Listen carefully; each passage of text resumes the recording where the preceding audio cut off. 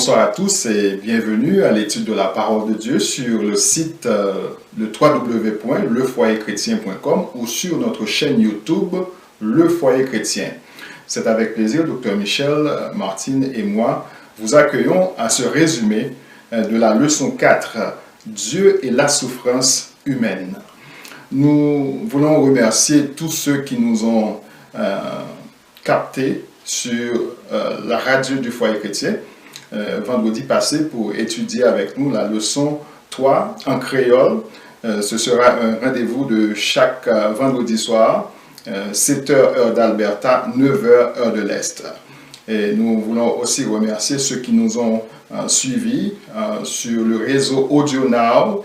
Le numéro c'est le 641 793 94 46. Nous voulons saluer quelques auditeurs de Radio Paradise à Naples, ceux qui nous écoutent en Floride. Nous voulons saluer de façon spéciale Dr Mentor Peggy. Et nous voulons saluer le frère Jean-Mito Destima, frère Pierre-Richard Lindor, frère Gilbert Célestin et notre petit frère James de la Guyane française. Docteur Michel, comment a été votre semaine? La semaine a commencé sur une note plutôt hésitante. Mais Dieu merci, tout est rentré dans l'ordre. Nous avons voyagé même hier sur une tempête de verglas. Ouais. Et puis Dieu nous a donné la sécurité sur la route. Et puis nous glorifions son nom, même dans les moments même de difficulté ou bien les moments d'hésitation. Nous glorifions son nom parce que nous aurons, il l'a dit, des tribulations dans le monde et au milieu des tribulations, nous glorifions notre Dieu. Et comment ça a été pour toi, Pierre? Ça a été bien pour nous aussi. Comme vous le voyez, on commence à retirer les chandails des armoires. Voilà. Il fait froid ici. Et comme vous l'avez dit, c'était difficile hier pour vous sur la route avec la pluie verglaçante. Ouais. Heureusement, je n'ai pas voyagé très loin pour aller travailler. Mais quand même, nous pouvons dire gloire à Dieu, il nous a bénis cette semaine. Mais nous continuons encore à souffrir, comme je dois vous le dire, cette semaine. Il y a un soir, j'avais du mal à dormir parce que quand je pense à tout ce qui se passe en Haïti, peut-être qu'il ne faut pas regarder les vidéos sur YouTube. Ça me dérange beaucoup. Il y a un principe que nous allons commenter dans la leçon aujourd'hui. C'est au lieu d'avoir le regard sur les événements malheureux, c'est au milieu de ces événements qu'on garde le regard sur le Dieu Tout-Puissant, qui voit tout et qui se réserve le droit d'intervenir au moment opportun. Et nous lui faisons confiance parce qu'il est trop sage pour se tromper. Ouais. Et comme ça absorbe déjà beaucoup de souffrance, et quand au milieu des épreuves, des épreuves des autres, nos épreuves, nous le glorifions, nous lui rendons gloire. Et ça vraiment, ça soulage, ça nous donne le courage qu'il faut passer à travers les moments de difficulté. Voilà. C'est ça. Avant de commenter la leçon d'aujourd'hui, avant de commenter la leçon de cette semaine et de répondre aux questions de nos amis internautes, est-ce que vous pouvez nous conduire dans la prière? Avec plaisir. Prions ensemble. Père Tout-Puissant, que la gloire soit à toi. Au nom du Messie qui nous a rachetés, au nom du Messie par lequel tu nous as créés aussi, nous te supplions en cet instant de rentrer dans notre cœur, de prendre la direction de notre vie, la vie de chacun de nos amis qui nous regardent, qui nous écoutent, de rentrer dans leur foyer, de rentrer dans leur vie et de constater le drame de la souffrance émotionnelle, souffrance d'ordre physique, souffrance d'ordre financier ou d'ordre familial. Nous invitons, Père, la prise en charge de tout ce qui nous arrive, de tout ce que nous vivons, et de transformer tout pour ta gloire. Bénis nos amis, bénis nos frères, nos sœurs, et nos parents, nos familles, nos enfants, au nom du Messie, notre Rédempteur. Amen. Amen. Chers amis, bienvenue à nouveau à l'étude de la parole de Dieu sur le site lefoyerchrétien.com. Docteur Michel, on a reçu quelques questions cette semaine et la première question est envoyée par quelqu'un qui veut garder l'anonymat.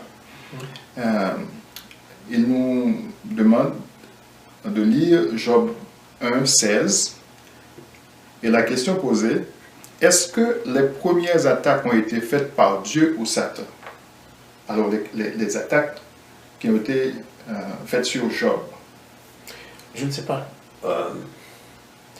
Je ne connais pas la pensée qui a inspiré la question, mais j'imagine que notre ami qui a posé la question fait référence au fait que le serviteur qui est venu rapporter la nouvelle à Job est mentionné que le feu de Dieu soit descendu et consumé tous ses biens.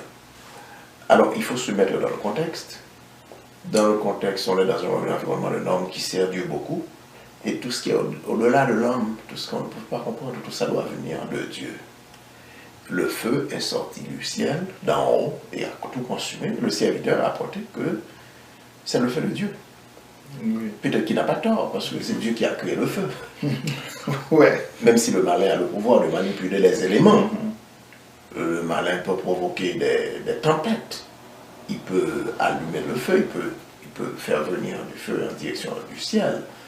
Mais ça ne veut pas dire que le feu est sorti de la bouche ou bien de la main du Dieu Tout-Puissant. Mais le feu est sorti d'en haut. Tout ce qui sort d'en haut, le serviteur a dit que c'est le feu de Dieu. C'est le feu de Dieu. Voilà. Alors, je pense que c'est ça qui a porté notre ami à poser la question. Si j'ai mal interprété sa pensée, il nous le dira. Voilà. Mais la réponse simple, c'est que non. Dieu n'a pas déferlé les éléments sur Job, c'est Satan. Il a ce pouvoir de provoquer les éléments et de causer des ennuis et des troubles. Très bien. Et deuxième question, pourquoi cette attitude, cette réaction dans la Bible à chaque fois qu'une mauvaise nouvelle arrive? Par exemple, quand on voit dans Job 1, 20, Job 2, 12, 13. Oui, Job 1er verset 20, allons regardons ça tout de suite. Notre ami a trouvé, Job s'est levé, a déchiré ses habits, il a rasé ses cheveux et il s'est jeté par terre et adorait Dieu. C'est un signe d'humilité. C'est la tradition du temps. Quand je suis brisé, la souffrance me frappe, qu'est-ce que je fais? Je me jette à genoux, je prie. Et c'est comme ça que j'ai appris à adorer. En son temps, dans le temps de Job, on se débarrasse des cheveux, de la barbe, on déchire les habits, on se revêt du sac et on met de la cendre pour montrer qu'on est dans une situation de contrition absolue.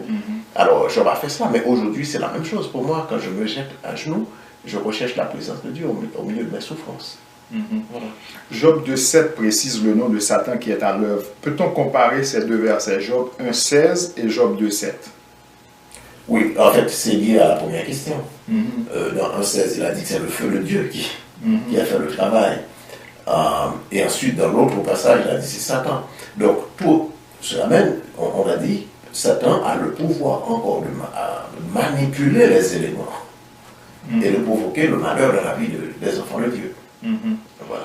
Et nous avons d'autres questions d'une autre personne, je ne sais de qui. Bon, en tout cas, l'autre question, nous avons un seul but étant chrétien de suivre les principes de Dieu et de ramener les autres au pied de la croix. Mais mon drame, je pense que c'est la question de Dr. Dr. Peggy Mentor.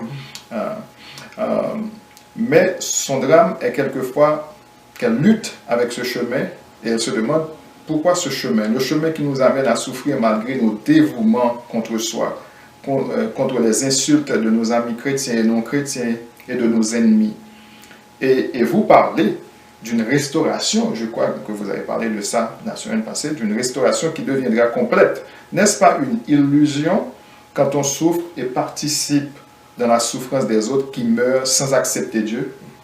Et comment convaincre les autres quand moi-même, étant chrétienne, lutte? La course chrétienne est une lutte. Je pense que la première étape dans ce que notre collègue, notre sœur ont dit, la première étape, c'est d'être honnête. Et en invitant les autres à venir à Dieu, c'est ne pas dire si vous vous convertissez, vous vous joignez à ma communauté de foi, vos souffrances vont cesser. C'est l'inverse. Quand le Messie lui-même l'a enseigné, ce monde est sous la domination du malin. Et quand dans ce monde, tu as le courage de dire non, je ne veux pas être dominé par le malin, tu vas être persécuté.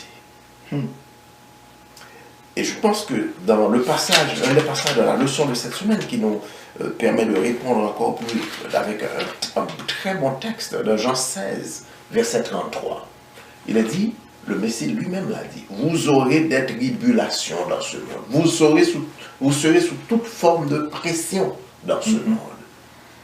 En sorte que quand on s'engage du côté de Dieu, le malin va nous persécuter. Un deuxième problème que nous avons, c'est que ce monde qui est sous la domination de Satan, tout fonctionne. Le bonheur qui est dans ce monde est défini suivant les critères sataniques. Et notre drame, c'est que nous cherchons à être heureux suivant ces mêmes critères. Et quand nous n'arrivons pas à définir notre bonheur suivant cette lignée, et ça nous apporte des pressions supplémentaires, mais est-ce que mon regard est sur mon Dieu qui me dit non, c'est pas comme ça que moi je définis ton bonheur. Et cette restauration n'est pas illusoire, n'est pas utopique, parce que le Messie l'a dit. Jean 11, 25, il a dit, celui qui croit en moi vivra, même quand il est sur la mort, il vivra. C'est-à-dire, il parle de la restauration. Il a dit, celui qui abandonne son père, sa mère, c'est bien pour me suivre, recevra le centuple dans ce monde et dans le monde à venir. Donc le monde à venir n'est pas une illusion, c'est une réalité. Et le Messie a commencé l'œuvre de restauration. Il nous a ouvert la porte et il nous demande de le suivre, de rentrer dans cette porte. Et un jour, il reviendra, il mettra fin à toutes ces souffrances, toutes ces difficultés. Mais encore une fois, nous devons être honnêtes. Devenir un combattant de l'armée du Seigneur, devenir chrétien, vraiment chrétien observant les commandements, un chrétien qui observe les commandements de Dieu comme le Messie l'a fait, qui définit sa vie, qui en appelle à Dieu pour le baptiser, pour la baptiser de l'Esprit, afin de faire la volonté de ce Dieu. Ta souffrance ne fait que commencer quand tu t'enrôles dans cette armée-là. Le Messie l'a dit, si quelqu'un veut venir après moi, qu'il renonce à lui-même. Ça veut dire quoi, renoncer à soi? C'est un travail extraordinaire. Tu vas être brisé. C'est le processus qu'on appelle en brokenness. C'est-à-dire, je ne sais pas si je peux traduire ça par brisure, mais être brisé pour que Dieu te reconnaisse et te reconstruise et te fasse de toi un vase complet. Ça, c'est un processus très difficile, très dur, ça. Pour que Dieu me purifie et enlever toutes sortes de scories, de péchés, toutes sortes de mal. Ça fait du mal. M'arracher de ma conception émotionnelle, ma conception intellectuelle et spirituelle du monde et suivre une voie qui est totalement radicalement différente. Tout ça, ça m'apporte de la pression, de la souffrance. Donc, il faudrait bien qu'on dise à ceux qui se joignent à nos communautés, qui veulent suivre le Messie, qu'ils ont une croix à porter, qui se chargent de sa croix et me suivent. C'est ça. Il y a une question qui a été posée sur WhatsApp par notre ami frère Gilbert Célestin. Il voulait savoir si Job avait les mêmes enfants que Job avait après sa restauration, c'était avec la même femme. Il voulait savoir si vous avez fait des recherches à ce sujet. Oui, j'ai lu beaucoup de commentaires et j'ai regardé quelques bonnes présentations là-dessus. Et tous les croient dans l'ensemble. La tendance, c'est de croire que la deuxième cohorte de 10 enfants venait d'une autre femme. Alors on a regardé l'âge approximatif de la première femme au moment où des événements, les enfants étaient déjà adultes. Quel âge approximatif qu'avait sa première femme. Et on a constaté aussi que la femme avait totalement disparu de l'histoire parce qu'apparemment dans sa souffrance, comme la plupart d'entre nous aujourd'hui, dans sa souffrance, elle avait fait le choix de ne pas adorer Dieu, de ne pas suivre Job dans sa souffrance, dans la recherche de la face de Dieu. Alors, elle a disparu de l'histoire, tout comme Satan lui-même avait disparu de l'histoire. Et ça, c'est une première raison. Et ensuite, on a regardé l'âge approximatif de la femme de Job. Et on a conclu, et suivant plusieurs commentaires, que très probablement, Job a eu une deuxième femme pour mettre au monde sa deuxième cohorte de 10 enfants. Voilà. Et les dernières questions, puisque c'est une question à plusieurs volets, si ce n'est une interprétation, la notion de libre arbitre ou le concept en tant que tel existe-t-il dans la Bible? Si oui, sous quelle forme? Yahushua nous a rendus libres parce que nous étions esclaves du péché. Sommes-nous vraiment libres comme on l'entend? Ok. C'est une question qui demanderait une longue élaboration. Je vais juste présenter une brève réponse. Premièrement, en Éden, Adam avait le choix. Et ce que nous disons a été confirmé dans la leçon de la semaine passée et c'est confirmé dans la leçon de cette semaine. Job aussi avait le choix. Sa femme l'a invité à maudire Dieu et à dire, écoutez, pourquoi tu dois espérer dans une illusion qui te plonge dans une telle souffrance? Ça t'arrive, tu souffres en la présence de Dieu, il n'a rien fait, tu le maudis en face et tu abandonnes tout. N'est-ce pas?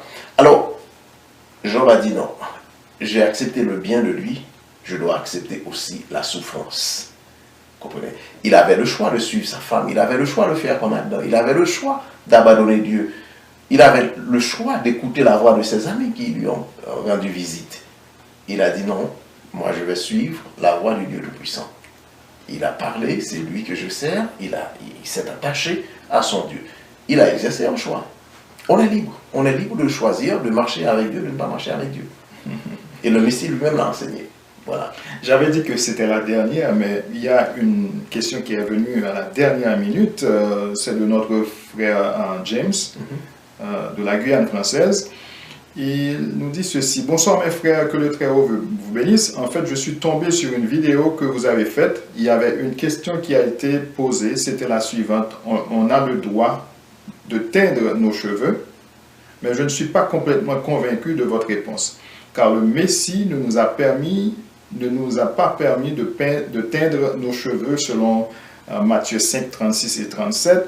Paul aussi, selon moi, le maquillage ne vient pas de Dieu. Il faut avertir nos frères et sœurs de ne plus se maquiller, selon Ézéchiel 3, verset 20 à 21. Merci pour votre réponse. Oui, alors je pense que notre frère Amal, je l'invite à retourner à cette présentation.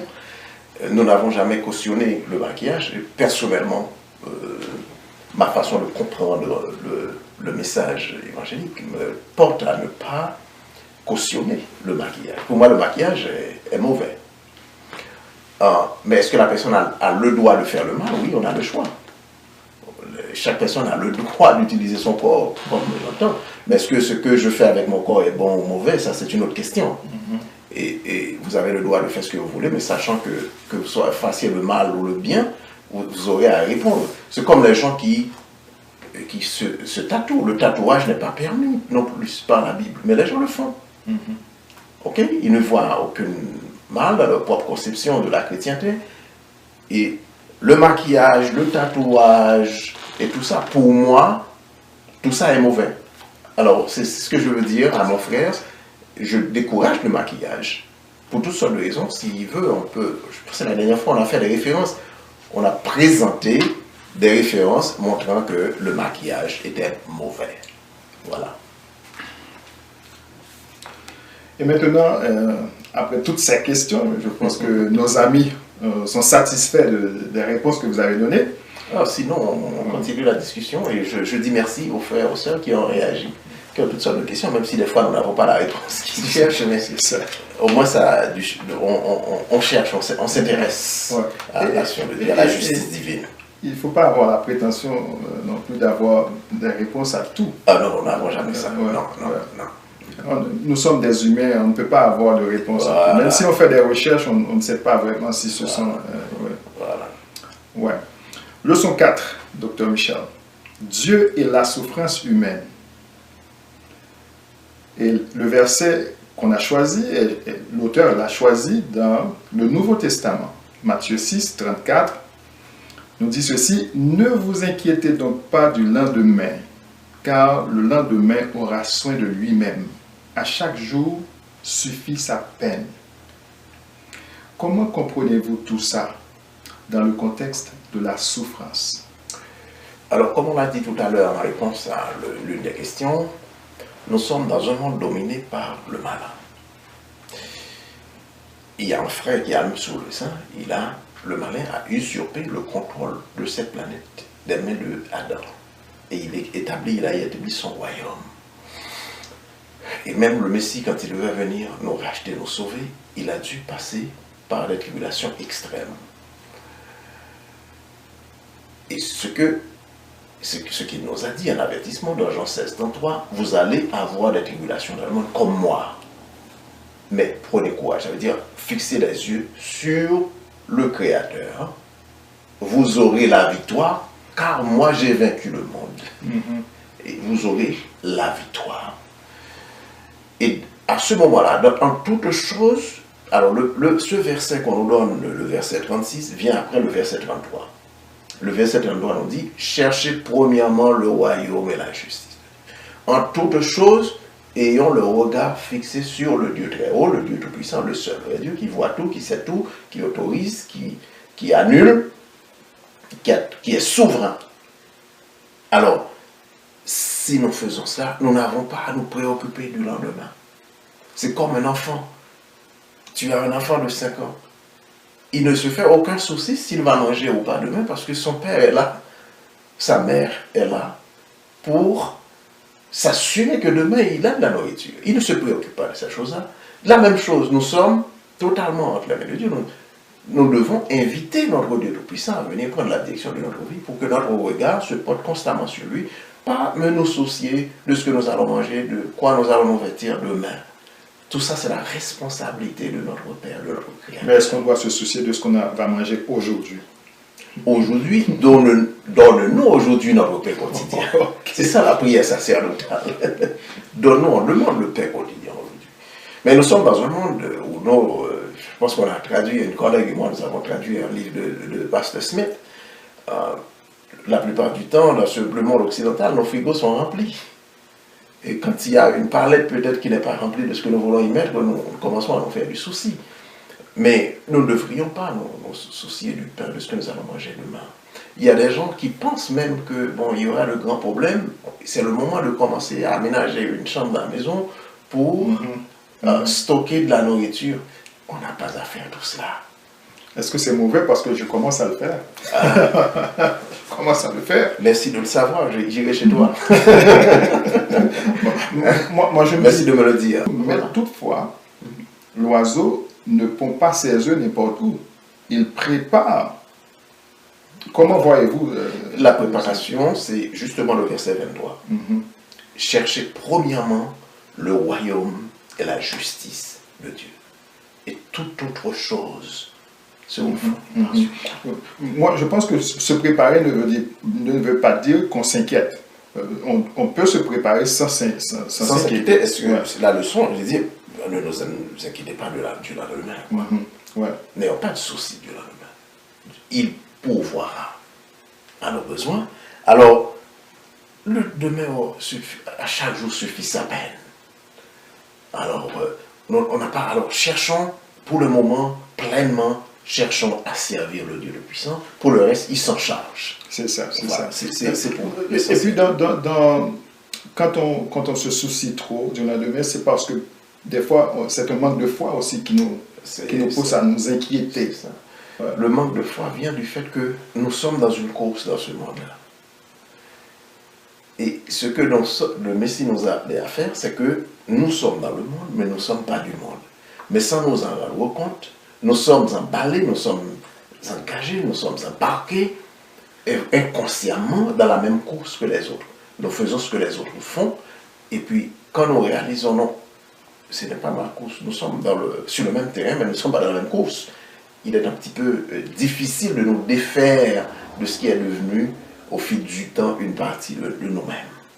Alors, ça nous amène des souffrances supplémentaires. Alors ça veut dire qu'il y a des souffrances. Par nos soucis, nous nous créons, nous nous inventons des souffrances supplémentaires et des souffrances inutiles aussi. Voilà. L'auteur nous montre que le livre de Job, on n'a pas suivi dans le livre de Job le même schéma que les autres livres. En effet, oui. Sur la base que ce livre a été écrit par Moïse pendant la période, justement après le livre de la Genèse, pendant qu'il était en exil dans le pays de Madian. Si tel est le cas, on peut dire qu'en filigrane, l'histoire des Hébreux se retrouve dans le livre. Parce que Moïse, si c'est Moïse qui l'a écrit, Moïse n'aurait pas pu apporter une histoire avec laquelle il n'a pas vu de connexion avec sa propre vie, sa propre expérience. N'oubliez pas, c'est quelqu'un qui est tombé en disgrâce. C'était un prince qui est tombé en disgrâce, qui se retrouve comme berger. Et les animaux dont il s'occupait ne lui appartenaient pas au commencement. Ça a été un commencement là-bas très difficile. Donc il a rapporté l'histoire et la structure, le contenu de l'histoire est un petit peu différent. On montre que quelqu'un qui était un païen à toute pratique, mais qui observait le principe divin. Mais l'histoire, le livre de Job est rapporté par Moïse justement pour servir d'exemple aux Hébreux. Moïse était lui-même un lévite. Il était de la tribu de Lévi. Donc, c'est pour inspirer aux gens. De la même façon que l'histoire de Job enseigne une leçon à Satan lui-même. Que lui, il avait tout au ciel. Il s'est révolté. Il est devenu infidèle. Et que il y a des hommes sur la terre qui sont fidèles à Dieu malgré les souffrances, malgré les difficultés. Qui acceptent de Dieu la souffrance comme la réjouissance. Okay? Donc, il y a un petit peu pour tout le monde dans l'histoire de Job. Okay? Maintenant, on se pose la question, Pierre, si on avance un petit peu dans la leçon de dimanche. Quand je souffre, quand mon frère là-bas, ma soeur là-bas souffre, quelles sont les idées qui me montent à l'esprit? Mais si je sers Dieu, où est-il? J'ai péché, c'est vrai, mais je lui ai demandé de me pardonner. Pourquoi il ne me pardonne pas et me sortir de cette situation difficile et me débarrasser de mes ennemis? Où est-il? Et quand je commence à poser cette question, à avoir mon regard fixé plutôt sur la souffrance, au lieu de porter mon regard sur le Dieu Tout-Puissant, le résultat est le découragement. J'abandonne la foi, je laisse l'église, je suis mal à l'aise, ça ne vaut plus rien, ça me décourage. Mais Job, ce que l'on dit, Paul nous l'a rapporté déjà dans Romains chapitre 1er verset 18 à 20, Job, dans sa défense face aux accusations de ses amis qui ont maintenant commencé à parler, au chapitre 12 verset 7 à 10, et Job de montrer que le Dieu Tout-Puissant se manifeste dans la nature. Et moi, il m'est arrivé en voyageant, surtout dans les vols intercontinentaux, entre l'Amérique du Nord, l'Europe, ou bien l'Amérique du Nord, l'Asie, tu es là, en l'air, pendant 14-15 heures, dans un appareil, dans l'espace. Tu observes tout ça d'en haut. Et tout est tellement bien organisé, bien arrangé. Rien n'arrive au hasard que on se dit, quelqu'un qui a une puissance extraordinaire a amené tout cela à l'existence. En sorte que on est sans excuse si on refuse d'observer la nature pour voir la présence de Dieu et lui faire confiance à ce Dieu Tout-Puissant, le seul Dieu de l'univers qui a tout créé, qui a par la parole de sa bouche a appelé tout cela à l'existence. Il nous a créés avec sa main, il nous a fait l'honneur de nous créer avec sa main. Et nous souffler dans les narines. Souffler, c'est ça, dans les narines. Mais les autres choses, toute l'étendue, les mers, il a parlé et la chose arrive. Pourquoi ne puis-je pas avoir ce déploiement de puissance à ma disposition? Pourquoi je n'arrive pas à voir tout cela? C'est parce que encore une fois, mon regard est porté sur le problème, au lieu de se porter sur le Dieu qui peut me délivrer. Qu'est-ce que Job a fait dans sa souffrance pour compter les bienfaits de Dieu? Vous connaissez ce chant, compter les bienfaits de Dieu, mets-les tous devant tes yeux. Voilà. Est-ce qu'il y avait quelque chose qu'il pouvait mettre devant ses yeux? Il en a beaucoup. C'est un homme qui vivait dans l'opulence, qui priait, qui offrait des sacrifices quotidiens, et que le Dieu Tout-Puissant a déjà eu l'habitude. Quand il regarde aux bénédictions passées, aux grâces qu'il avait déjà reçues de ce Dieu-là, il a dit, il est capable de faire la même chose pour moi. Il se passe quelque chose que je n'arrive pas à comprendre, et moi je vais persévérer dans sa souffrance jusqu'à ce que je rencontre à nouveau mon Dieu. Et David l'a dit une fois, je pense que c'est dans Psaume 30, tu cachas ta face et je fus troublé. Et Job dit, non, ma souffrance du moment, même si ça doit durer 1 an, 2 ans, 3 ans, je ne sais pas, mais c'est que Dieu se cache sa face pour une raison. Et dans Romains chapitre 1er, 18, c'est un texte extraordinaire que j'invite nos amis à lire, qui nous dit, Dieu a tout fait, il se manifeste dans la nature, il se manifeste dans notre vie, mais nous refusons de le voir. Pourquoi vous pensez que Job avait utilisé cette parole? Paul, pardon. Paul a utilisé cette parole parce qu'il vivait un temps où, de plus en plus, il voyait les hommes se détourner de la voie divine pour porter le regard sur eux-mêmes. Et il est en train de leur dire la colère de Dieu est celle-ci. Quand il insiste, il insiste, il insiste, il insiste, il arrive à un certain moment où il se retire. Et quand il se retire, nous sommes livrés à nous-mêmes. Nous nous retrouvons à adorer notre propre être. Nous développons toutes sortes de théories. Nous faisons toutes sortes de choses.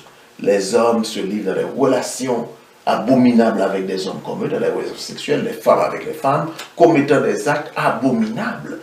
Et nous développons nos propres théories pour expliquer qu'il n'y a pas de Dieu. Mais on nous dit qu'on voit Dieu dans la nature. Est-ce que c'est à partir de cela que certaines personnes adorent les montagnes, le soleil, la lune? Ils se détournent d'eux. Ils devaient voir dans l'immensité des montagnes, dans la beauté, la splendeur de la lune et du soleil, ils devaient voir ce qu'on appelle le design intelligent, celui qui a amené tout cela à l'existence, le Dieu Tout-Puissant, le Dieu créateur. C'est ce que nous devons voir. Ce n'est pas la créature. La créature nous dit, voilà comment je suis extraordinaire et grand, mais il y a quelqu'un qui m'a amené là. Rien n'est venu de lui-même. Il n'y a rien qui soit amené à l'existence par génération spontanée. Okay? Il y a un ingénieur qui a dressé le plan, qui a fait le blueprint, qui a dressé ce plan-là, qui a tout créé. Je n'ai jamais vu quelqu'un être amené à l'existence par hasard, par un bing bang. Tout ça, c'est de la folie. La folie de la philosophie et de la science humaine. Et les gens qui font de l'investigation à partir d'une position de force, qui acceptent Dieu, commencent à découvrir que rien de ce qui existe dans ce monde n'aurait pu exister sans une main intelligente qui a organisé tout cela. Donc c'est bien organisé, c'est bien structuré. Il a créé toutes choses, tout ce qui existe a été créé par lui et pour lui. Et la Bible nous rappelle encore, Paul le rappelle dans Colossiens chapitre 1er, versets 16 et 17, un très bon texte, que le Messie est le moyen par lequel tout a été créé. Et Jean nous le dit dans Jean chapitre 1er, 1 à 3, il a dit que cette parole que Dieu a prononcée quand il dit que la lumière soit, cette parole est faite chair. Est-ce que si on revient à ce qu'on avait vu la semaine passée, quand Satan lui-même a demandé à Dieu, est-ce pour rien que Job te craint? Ici, on a dit, rien n'est venu de soi. Je n'ai pas encore trouvé la réponse à ça. Est-ce pour rien? Parce que quelqu'un qui sert Dieu, est-ce pour rien? Et puisqu'on voit qu'on ne fait rien pour rien. Et en plus de ça, on a le libre choix. Alors, on a le choix de choisir Dieu ou de choisir le contraire, ou bien soi-même, ou bien le malin, en d'autres termes. Parce que le soi, c'est une provient de l'orgueil. Et l'orgueil vient de Satan. Ok. Alors, maintenant, on a ce choix-là. Maintenant, quand je fais le choix, je choisis en fonction de ce qui contribue à mon épanouissement. Ce qui contribue à mon épanouissement, c'est de suivre la voie du seul humaniste, de celui qui veut le bien-être de l'humanité, qui a créé l'humanité, qui a racheté l'humanité, et c'est le Dieu Tout-Puissant, dont le nom est très saint. Nous rappelle Jean dans l'Apocalypse chapitre 4, verset 11. Alors, quand je regarde tout cela, les sciences, Darwin lui-même, qui a inventé la théorie de l'évolution, il l'a fait justement comme conséquence d'une souffrance. Il a perdu un être qui lui était très très très cher, sa fille. Il se posait des questions de sa souffrance. Et sa théorie, il l'avait lui-même rejetée avant sa mort. Mais les hommes ont trouvé que c'était trop beau. Ça leur permet mieux, c'est le seul moyen dont ils disposent pour se débarrasser de Dieu dans leur vie. Ils s'accrochent à cette théorie, ils ont inventé des mensonges. Et si on regarde une excellente présentation de Dr. Walter White sur cette question, ils ont inventé des faussetés pour justifier justement la théorie d'évolution. Alors c'est un non-sens qui n'a aucune... On l'appelle une théorie, mais l'évolution c'est une religion en soi. Ok? Mais par contre, quand on regarde du côté de la parole révélée de Dieu et l'œuvre, tout ce qu'il a déjà accompli dans la nature et dans la vie de ses enfants, même au milieu de leur souffrance, on voit que rien ne peut exister d'elle-même ou de lui-même. Rien. Ça. On nous parle aussi du plus ancien des livres. Le livre de Job est classé comme l'un des plus anciens des livres. Comme vous l'avez dit, on dit que c'est Moïse qui l'a écrit après la Genèse pour essayer de montrer, disons, décrire la souffrance, sa souffrance, la souffrance du peuple. Quel est le rôle de Dieu maintenant dans la souffrance de l'homme? Avant d'aborder la question, Pierre, je voudrais inviter nos amis à faire un voyage de pensée avec moi. Je pense que le livre de Job, on l'avait déjà dit dans la leçon de la semaine passée, est universel dans son contenu, parce que chacun de nos amis souffre de quelque chose. Chacun d'entre nous, on souffre de quelque chose. Mais il faut regarder, la leçon de Job est en train d'enseigner une leçon à Satan lui-même.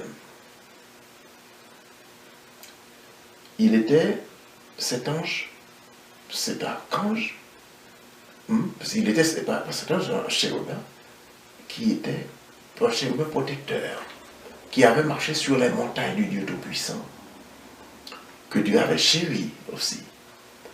Mais il s'est révolté contre Dieu. Pourquoi après plusieurs siècles, on se retrouve, pas plusieurs siècles, plusieurs années, je devais dire.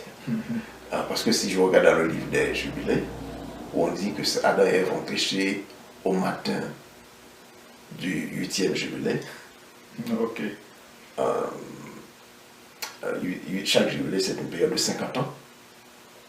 8 fois 50, ça fait 400. Donc on regarde un petit peu. C'est après 400 ans d'après Jubilé qu'ils ont péché. Oui. Alors on regarde tout cela. Dieu a été patient à l'égard de Lucifer. Il lui a donné chance après chance. Et lui dit, regardez, j'ai fait tout cela pour toi. Tu as induit mes enfants en Éden à se révolter contre moi, à me désobéir. Et moi, je trouvais qu'il y a encore des hommes sur cette terre qui, malgré tout, vont continuer à souffrir. C'est pour ça que je te donne l'autorisation. Tu peux détruire ses biens. Tu vas voir, il va me servir. Satan n'est pas satisfait. Envoie de la maladie sur lui, il va te maudire. Ok, allez, fais-le, tu vas voir. Je te donne l'autorisation, mais je te donne pas l'autorisation de toucher à sa vie. Et il a souffert encore. Il est resté fidèle. Donc, il y a une leçon que Job lui-même n'avait pas compris à l'époque. Mais cette leçon a été apprise par le mal lui-même, je l'espère en tout cas, a été apprise aussi par les êtres qui n'ont pas péché, qui sont au ciel, les autres anges qui sont fidèles à Dieu, pour voir que Satan prend plaisir à faire du mal aux autres. Il prend plaisir à désobéir. Il ne se repent pas de ses erreurs. Puisque vous avez mentionné Adam et Ève, et quand on faisait la leçon en créole, il y a une personne qui avait posé cette question. Moi, dans mon intervention, j'avais dit que c'est Dieu lui-même qui avait donné, et je pense que je l'avais dit dans la leçon de la semaine dernière, qui avait donné cette force à Job à pouvoir résister à toutes ces souffrances. Mais la personne de poser cette question, elle a demandé pourquoi Dieu n'avait pas donné cette même force à Adam. Dans sa question, je ne voyais pas de corrélation entre la souffrance de Job et le péché d'Adam et Ève. Puisque Adam et Ève étaient dans le jardin.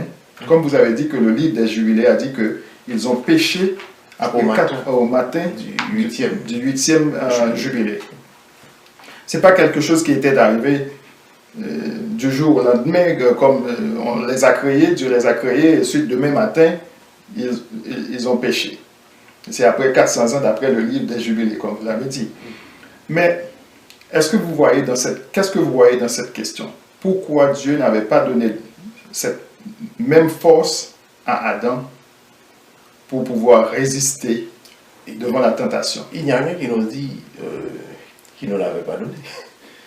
Et rien ne nous dit que les deux n'avaient pas la même force, le même courage, la même opportunité, le même privilège, le même degré de liberté, de choix. Adam s'est laissé justement porter par les invitations de sa femme, et Adam aurait pu dire: le Créateur, qui m'a donné le privilège de nommer tout ce qui a été créé, qui m'a élevé à l'honneur, avec qui je suis en contact direct, moi je lui fais confiance. Il m'a dit quelque chose, c'est lui seul qui a le pouvoir de se dédire, de me dire le contraire. Écoutez là, je vais demander à mon Dieu. C'est exactement ce que Job a fait. Il a dit: moi je veux voir mon Dieu. Okay? J'accepte tout cela, je veux voir mon Dieu.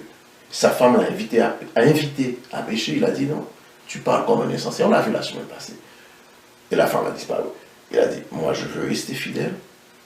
Et il a dit, c'est dans Job, chapitre, je pense que c'est le chapitre 12 ou chapitre 9, il a dit: c'est Dieu qui me permet d'être encore en vie. Il n'a pas pris la vie comme le fait d'être en vie, il ne l'a pas pris comme un fait accompli. Il a pris, c'est pas, il a dit: c'est encore un privilège que ce Dieu-là me garde en vie et me permet de lui parler. Alors, je marche avec mon Dieu. Adam avait le même privilège. Alors, même si on souffre, si on est en vie, c'est encore un privilège de Dieu. Pourquoi certaines personnes, pensez-vous, demandent la mort dans la souffrance? Parce que leur douleur est extrême. Et qu'il y a un degré dans la souffrance qui fait que les gens se détournent complètement. Le regard est détourné du Dieu Tout-Puissant et se porte vers la souffrance de préférence. Et c'est ça, je vais le répéter, qu'on doit éviter. Dans nos souffrances, de nos douleurs, il ne faut pas porter le regard exclusivement sur la souffrance. C'est là, nous n'allons pas l'ignorer. Je ne suis pas en train de dire qu'il faut l'ignorer. Mais il ne faut pas porter notre regard exclusivement sur le motif de la source de la douleur elle-même, mais nous devons porter le regard sur le Dieu Tout-Puissant qui a le pouvoir de nous sortir de là. Et ce n'est pas une illusion, parce que Job est sorti de là. Et le Messie l'a enseigné, nous sortirons de là. Notre souffrance est passagère. Voyez-vous un dilemme dans cette leçon?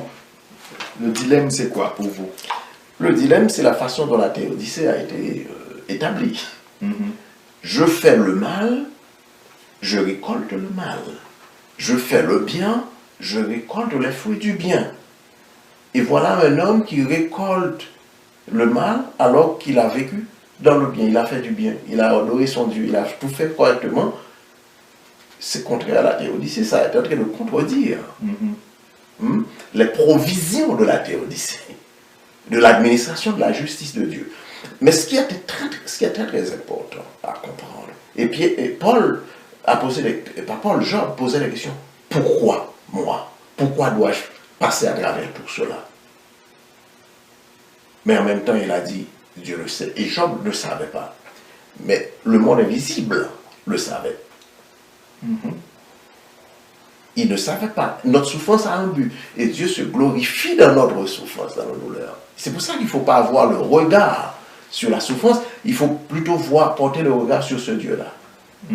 Parce qu'il a une raison pour nous purifier par la souffrance, pour nous sortir du confort de Babylone vers son royaume. Quitter Babylone n'est pas facile parce que nous avons développé la mauvaise habitude d'être confortable dans Babylone. Et quand le moment est venu pour nous de quitter, ça provoque des souffrances. Nous perdons tout. Nous perdons nos enfants. Mais nos souffrances, dès lors qu'elles sont autorisées par Dieu, nous purifient et rendent justice aussi à la bonté, à la compassion, à la miséricorde du Dieu Tout-Puissant. Parce que le monde invisible que Job ne pouvait pas contempler, voyait clairement que le malin prend plaisir à la souffrance, à la destruction des autres, et prend mal plaisir à désobéir la voix du Dieu Tout-Puissant, qui est infiniment bon. Job ne voyait pas tout cela à ce moment-là. Et quand Job commençait à la fin à poser des questions au Dieu très haut, au seul Dieu qui existe, il a dit, qui es-tu? On reviendra sur cette question-là dans d'autres leçons. Mais ça a été une mauvaise compréhension de la théodicée. Il y a des exceptions. Dieu est souverain. Dieu doit nous briser, je dois le dire, pour le redire. Et l'expérience de cette brisure, de nous arracher de nos zones de confort, de ce que nous avons été éduqués à voir comme normal, la normalité de ce monde qui est sous la domination du malin, et tout ça apporte des souffrances, des peines. Okay?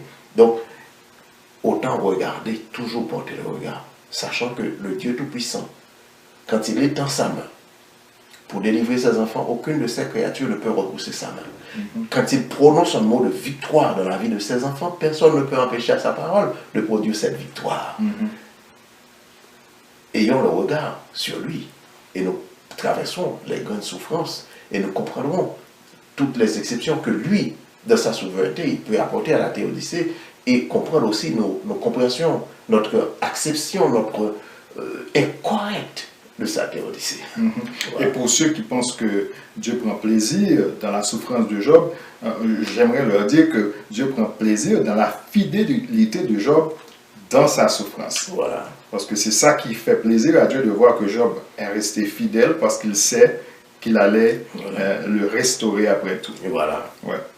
Merci, Dr Michel, pour la révision de la leçon 4, Dieu et la souffrance humaine. Merci, Martine, derrière les caméras. Merci à vous, chers amis, d'être restés branchés chaque semaine à l'étude de la parole de Dieu sur le foyer chrétien, le www.lefoyerchrétien.com. Si vous avez des commentaires, envoyez-nous ces commentaires à l'adresse suivante, info@lefoyerchrétien.com ou sur le numéro qui apparaît sur l'écran par texto ou par WhatsApp. Merci encore, que le Seigneur vous bénisse et vous accorde une bonne semaine.